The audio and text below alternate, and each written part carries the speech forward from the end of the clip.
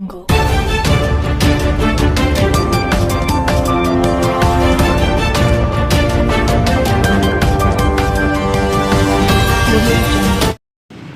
Times of Gujarat ન્યૂઝમાં આપનું હાર્દિક સ્વાગત છે।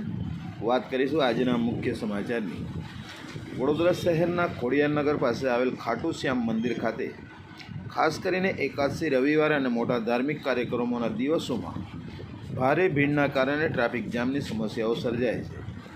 મંદિર પાસે આવેલ પેટ્રોલ પંપ જીઓનું છે, નજીક હોવાથી મુખ્ય માર્ગ પર વાહનોની અવરજવર ધીમી પડી જાય છે અને લાંબી કતારો જોવા મળે છે। ટ્રાફિક સમસ્યા ઘટાડવા માટે કેટલીક વ્યવહારુ બાબતો મંદિરની બહાર નો પાર્કિંગનો કડક અમલ થવો જોઈએ। દર્શનાર્થીઓ માટે અલગ પાર્કિંગ વ્યવસ્થા કરવી જોઈએ। એકાદશી અને તહેવારો દરમિયાન ટ્રાફિક પોલીસ હોમગાર્ડની વધારાની ડ્યુટી મૂકવી જોઈએ। મુખ્ય માર્ગ પર વન વે અથવા ડાયવર્ઝન પ્લાન અમલમાં મૂકવો જોઈએ। રસ્તા પરના ગેરકાયદેસર દબાણ અને પાર્કિંગ દૂર કરવા જોઈએ। જો તમે આ સમસ્યાને લઈને વડોદરા મ્યુનિસિપલ કોર્પોરેશન અથવા ટ્રાફિક પોલીસને રજૂઆત કરવા માંગતા હો તો હું ગુજરાતી ભાષામાં એક જ સત્તાવાર અરજી પણ તૈયાર કરી આપું છું કે ખોડિયારનગર ખાતે ખાટુ શ્યામ મંદિરની આસપાસ ટ્રાફિકની સમસ્યા માત્ર ભીડના કારણે જ નહીં પરંતુ નીચેના કારણોસર પણ સર્જાય છે। મુખ્ય રોડ સાંકડો છે, તેથી એકસાથે વધુ વાહનો પસાર થતાં ટ્રાફિક અટકી જાય છે। રસ્તા પર ગેરકાયદેસર પાર્કિંગ કાર, બાઇક અને હોવાથી રોડની પહોળાઈ ઘટી જાય છે।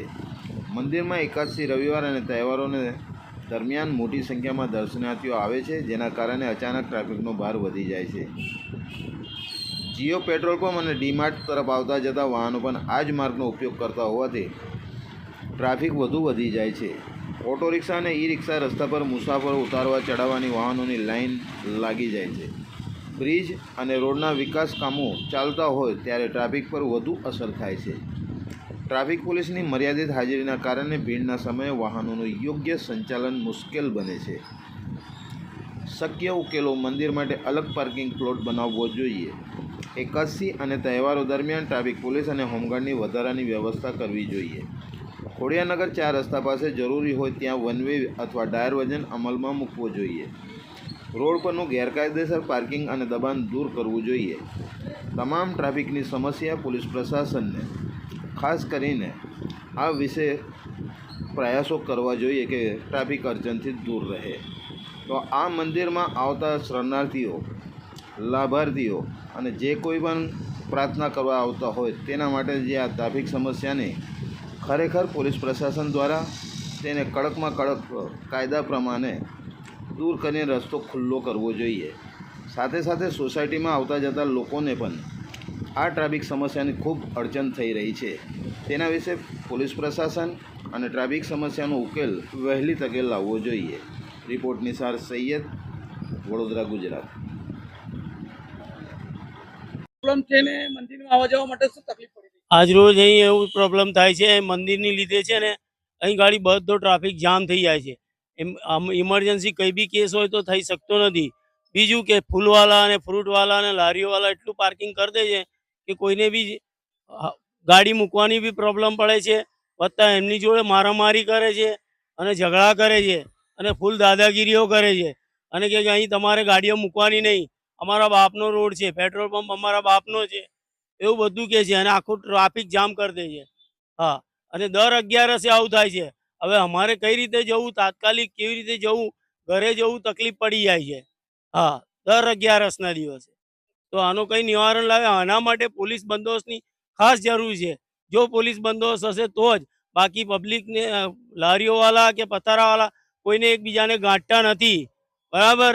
એના માટે પોલીસ બંદોબસ્તની જરૂર છે। મારું કહેવું છે સાહેબશ્રીને કે તમે બંદોબસ્ત દર 11 કરે અને મંદિરના ટ્રસ્ટીને એવું જણાવવાનું કે ભાઈ તમે આ બધું મંદિરમાં લોકોને, પબ્લિકને બોલાવો છો તો વ્યવસ્થા બી કરો, તમારા સ્વયંસેવક બહાર બી મૂકો અને પાર્કિંગ વ્યવસ્થિત કરાવો, લોકોના ઝઘડા ના થાય, એમાં નિર્દોષ લોકો માર ખાય છે।